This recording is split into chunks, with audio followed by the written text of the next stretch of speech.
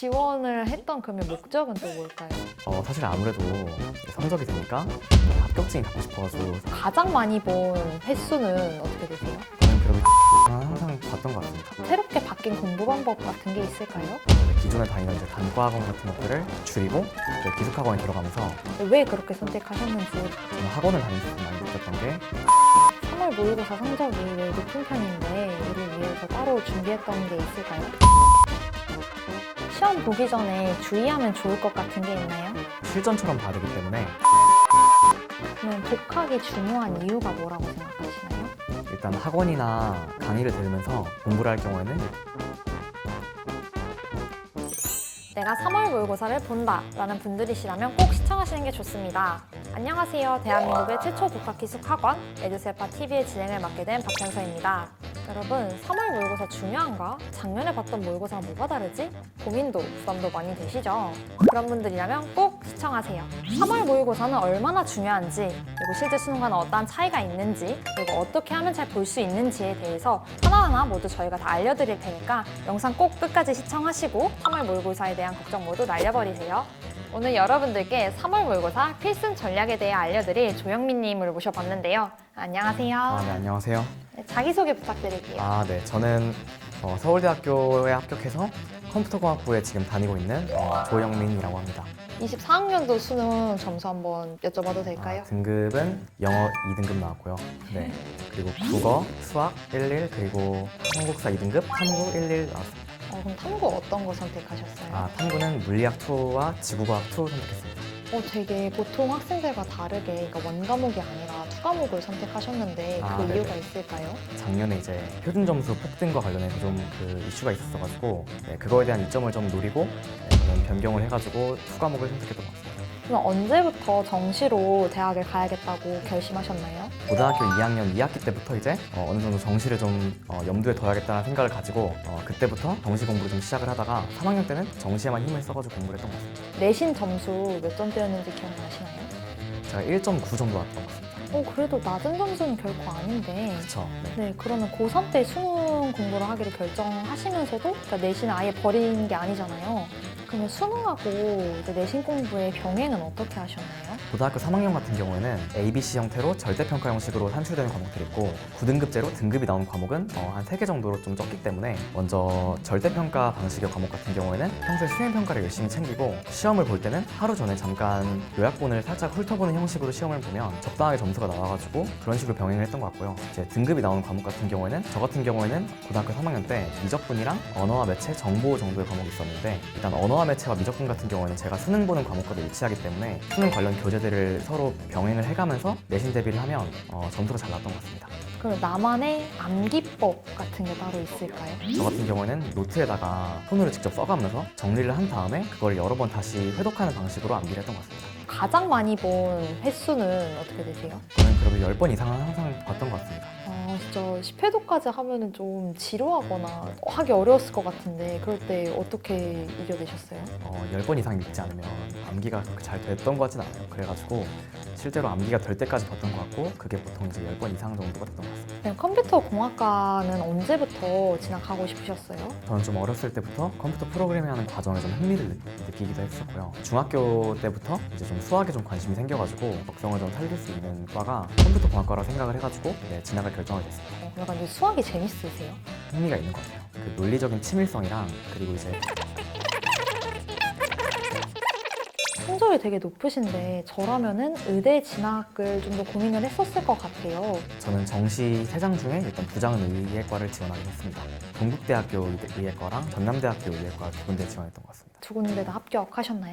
네. 합격하셨는데 포기하고 이제 서울대 컴퓨터공학과를 진학하신 거예요? 네. 전혀 아쉬움이나 이런 게 없어 보이시는데 네네. 의대 지원을 했던 그러면 목적은 또 뭘까요? 사실 아무래도 성적이 되니까 합격증이 갖고 싶어가지고 점수를 맞춰서 썼던 것 같고요. 원래 진학할 생각은 아예 없었기 때문에 아쉬움이 남지 않는 것 같습니다. 네, 고등학교 3학년 때부터 본격적으로 수능 공부를 이제 몰두하셨다고 하셨는데 새롭게 바뀐 공부 방법 같은 게 있을까요? 기존에 다니던 이제 단과학원 같은 것들을 줄이고 이제 기숙학원에 들어가면서 좀 이제 스스로 자기주도 형식으로 공부를 하는 방식을 좀 택했던 것 같습니다. 왜 그렇게 선택하셨는지 물어봐도 될까요? 저는 학원을 다니면서 좀 많이 느꼈던 게 일단 거긴 정해진 진도랑 그 요구한 사항들이 있기 때문에 그게 사실 저랑 안 맞는 경우도 되게 많거든요. 그렇기 때문에 스스로 이제 계획을 세워가면서 나한테 지금 가장 필요한 게 어떤 건지를 점검을 하고 제 페이스에 맞춰가지고 어느 정도 복습도 해가면서 이제 공부를 하기 위해서 독학의 방식을 사용했던 것 같습니다. 네, 그러면 과목별로 이제 어떤 선생님이랑 활용하셨는지 물어볼게요. 국어 같은 경우에는 김승리 선생님을 끝까지 들었었고요. 수학 같은 경우에는 3월 초까지만 현우진 선생님 강의를 들었었고요. 그리고 물리학 같은 경우에는 백이범 선생님 강의를 들었었고 3월 초까지만 현우진 선생님 강의를 들으셨다고 했는데 네. 그럼 그 이후에는 인강학습을 안 하셨다는 뜻일까요? 사실상 거의 안 하긴 했습니다. 이제 3월 초까지 활용했던 거는 뉴런이랑 수분감 같은 강의들을 활용해가지고 개념과 기출학습을 끝내놨고요. 그리고 그 이후에는 이제 여러 가지 시중에 있는 엔제들을 최대한 많이 구해서 풀면서 해설지를 보는 방식으로 해가지고 혼자서 공부를 했던 것 같습니다. 네, 근데 보통 대부분의 학생들은 이제 3월부터 5월까지 이때쯤 이제 개념을 많이 다지기 시작할 건데 기본 개념 같은 게 완벽하지 않은 친구들은 어떻게 공부를 하는 게 좋을까요? 기본 개념이 완벽하지 않은 친구들 같은 경우에는 현우진 선생님의 시발점이나 기본 개념 강좌를 이용해가지고 먼저 기본 개념과 어느 정도 쉬운 기출에 대한 학습이 끝난 상태에서 다음 단계로 넘어가는 게 저는 적합하다 생각합니다. 그러면 스스로 생각하시기에 실전 모의고사는 늦어도 이때부터 시작해야 한다라는 기한이 있을까요?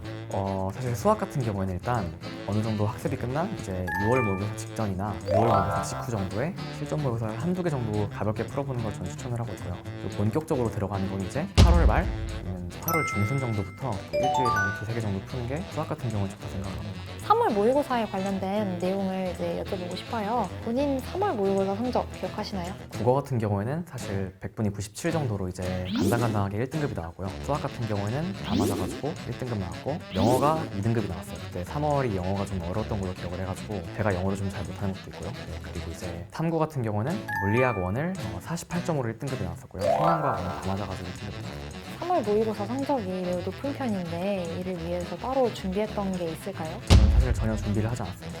사실 3월 모의고사의 어떤 의미라고 한다면 자기가 겨울방학 동안 어느 정도 충실하게 공부를 해왔을까라는 거에 대한 점검 단계이기 때문에 이 성적에 대한 의미 부여를 할 필요는 없다고 생각을 하고요. 3월 모의고사는 점검 용도로 사용하는 게 좋다고 하셨는데 네. 3월 모의고사는 못 봐도 괜찮나요? 네. 전혀 못 봐도 무방이 없는 것 같습니다. 왜요? 3월 모의고사 같은 경우는 일단 실제로 수학이 사실 범위가 달라요. 수능이랑. 이제 미적분, 기하, 확률과 통계가 고등학교 3학년 기준으로 다 배운 상태가 아니기 때문에 일부 범위로만 출제된다는 점도 있고요. 국어 같은 경우에는 아무래도 학력평가다 보니까 EBS 연계가 전혀 돼 있지 않고 그 탐구 과목 같은 경우에는 3월 시기에 학생들의 이제 그 학습 정도를 파악을 해가지고 교육청에서 굉장히 쉬운 난이도로 출제를 하고 있기 때문에 문제들의 형식 측면에서도 그렇고 이제 여러 가지 방면에서 사실 수능과 연계성이 사실 거의 없는 시험지기도 하거든요. 다른 학력평가보다도 더더욱 수능과 괴리가 큰 시험지기 때문에 자기가 어떤 식으로 공부를 했고 어느 정도 공부가 돼 있고 내 위치가 지금 어느 정도인가 잠깐 확인을 하는 정도로만 활용을 해주는 게 저는 좋은 것 같다고 생각을 합니다. 시험 보기 전에 주의하면 좋을 것 같은 게 있나요? 실전처럼 봐야 되기 때문에 포도당 캔디 같은 거 하나씩 먹어주고 들어가면 좋고요. 시험을 실전처럼 보기 위해서 새로운 방법을 시도하는 게 아니라 기존에 자기가 연습하던 좀 문제풀이 순서라든지 이런 습관들을 그대로 적용해 볼 수 있는 그런 방식으로 시험을 보는 게 좋은 것 같습니다. 그럼 영민님은 어떤 순서로 부르셨어요? 먼저 일단 언어와 매체에서 단독형 문법 문제들을 먼저 풀었고요. 그 다음에 이제 매체를 풀어준 다음에 그 지문형 문법 문제를 풀었고요. 그 다음으로 이제 독서, 문학 순서를 풀었습니다. 왜요? 국어를 풀 때 지문형 문법이나 독서 문학 같이 글을 읽어야 되는 문제들을 먼저 풀게 되면 글이 잘 안 읽히는 경우도 많고요. 그렇기 때문에 먼저 단독형 문법 문제나 그 매체 부분 같이 쉽게 풀 수 있는 부분들을 먼저 풀어주고 그런 거를 통해서 뇌가 활성화가 된 상태에서 지문형 문법 문제를 풀어줬고요. 독서 같은 경우에는 시간 투자를 해야지 문제들을 풀 수 있고요. 문학 같은 경우에는 사실 시간이 촉박할 때 정답률이 독서보다는 잘 나오는 편이기 때문에 시간이 있을 때 독서를 먼저 풀어주고 시간이 가장 촉박한 마지막 시간에 문학을 풀어주는 방식으로 저는 시험지를 풀었습니다. 원래 사실 사람에 따라서 맞는 순서나 어떤 방식으로 풀어야지 그 점수가 가장 잘 나오는 건 사람을 좀 타기 때문에 일단 한 9월, 10월까지는 여러 가지를 좀 시도를 해보면서 생각도 많이 하고 그러면서 자기한테 어떤 게 가장 맞는지 파악을 하는 게 중요한 것 같고요. 9월, 10월부터는 하나를 정해둔 다음에 그 방식을 몸에 있게 많은 모의고사를 통해서 연습을 하는 게 좋은 것 같습니다. 성적 확인 후에 멘탈 케어 같은 거는 어떻게 하셨나요? 일단 저 같은 경우에는 사실 3월 때 한 번 국어가 1등급이 나왔고 이제 아까 말하진 않았지만 4월, 7월 여러 가지 교육청 모의고사 포함해가지고 국어가 항상 2등급이 나왔었어요. 수능을 제외하고는. 그래가지고 저는 항상 국어가 되게 제 문제점이라 생각을 했었는데 실제로 수능에서는 굉장히 잘 본 과목이기도 하고요. 그래가지고 모의고사를 본 이후에 너무 그 성적에 그 모의고사처럼 수능이 나올 거라는 그런 걱정을 너무 크게 하지 않았으면 좋겠고요. 그리고 실제로 자기가 잘 안 나온 과목이라면 그 과목에서 발생한 문제점들을 어떻게 해결할 수 있을지 또한 한 발짝 물러가가지고 객관적으로 바라보면서 계속 열심히 공부를 해나가면 좋은 것 같고요. 잘 본 과목 같은 경우에는 그거에 대해서 일희일비하면 정말 위험하다 생각을 하는 게 국어가 1등급이 나오다가 수능 때 막 갑자기 3등급이 나오는 경우도 있고요. 그렇기 때문에 자기가 잘 본 과목이라고 그거에 대한 학습을 놓으면 제 친구들 중에서도 실제로 탐구도 그렇고 수학도 그렇고 그거에 대한 학습을 놓는 순간 성적이 떨어지는 건 굉장히 빠르거든요. 그렇기 때문에 일희일비하지 않고 자신의 루틴에 맞춰가지고 꾸준히 학습을 이어나가는 게 정말 중요한 것 같습니다. 에듀셀파에 오게 된 계기가 따로 있나요? 자기주도형 방식으로 공부를 하겠다는 생각이 있었고요. 그 와중에 이제 제 친구가 이런 독학기숙학원이 있다. 여기 오면 이제 정말 집중을 해가지고 학습 그 루틴을 세우고 이제 생체 리듬도 잘 맞춰나가면서 공부를 할 수 있다는 추천을 들어가지고 네, 겨울방학 때부터 이제 다녀야겠다는 생각을 했습니다. 독학기숙학원과 재종학원의 차이는 뭐라고 생각하시나요? 일단 재종학원 같은 경우에는 필수적으로 수업을 이수를 해야 되고요. 아무래도 수업을 듣고 공부를 하는 것보다는 제가 스스로 계획을 세워가지고 공부를 하는 걸 좋아하는 편이기 때문에 저한테는 독학형 재수학원이 좀 더 맞았던 것 같습니다. 그러면 독학이 중요한 이유가 뭐라고 생각하시나요? 일단 학원이나 강의를 들으면서 공부를 할 경우에는 어떤 장소에 가가지고 공부를 해야 된다는 그런 부담감도 있고요. 그리고 이제 실제로 앞에서 수업하는 걸 듣다 보면 이제 자기가 이해가 안 되는 부분이나 잘 납득이 되지 않는 부분이 있을 때 그거를 그냥 넘겨버리는 경우들이 되게 많아요. 되짚지 않고. 실제로 근데 인터넷 강의나 스스로 공부를 할 때는 절대 넘기지 않거든요. 실제로 그렇게 됩니다. 그래가지고 그런 부분들 때문에 어느 정도 조금 더 집중도를 끌어올릴 수 있고 자기 페이스에 맞춰서 공부를 할 수 있기 때문에 저는 자기주도형 방식의 공부를 굉장히 선호했던 것 같습니다. 그러면 에듀셀파의 장점이 뭐라고 생각하세요? 저 같은 경우는 아침잠이 많아가지고 아침에 일어나는 게 굉장히 힘들었거든요. 그런 부분들을 전부 다 관리를 해주고 쉬는 시간이나 이런 부분들을 통해서 실제로 리듬을 강제적으로 맞춰주기도 하고요. 여러 가지 학습 방해 요소들이 차단된 상태에서 공부에 집중을 할 수 있기 때문에 정말 좋다고 생각합니다. 장래의 계획이라든지 목표 같은 게 있을까요? 지금 대학생으로 막상 와보니까 진짜 즐거워가지고 일단 대학교에서 많은 사람들을 만나고 또 이제 여러 가지 경험을 쌓아가지고 즐거운 대학 생활을 하는 게 일단 지금 제 1번 목표인 것 같습니다. 오늘은 이렇게 조영님과 함께 3월 모의고사는 어떻게 대비해야 되는지, 어떻게 하면 더 잘 볼 수 있는지에 대해서 알아보았어요. 다들 꼭 3월 모의고사 보기 전에 이 영상 시청하시고 도움 받아가시기를 바랄게요.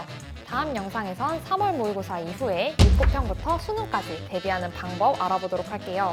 다들 기대 많이 해주세요. 그러면 다음에 만나요. 안녕!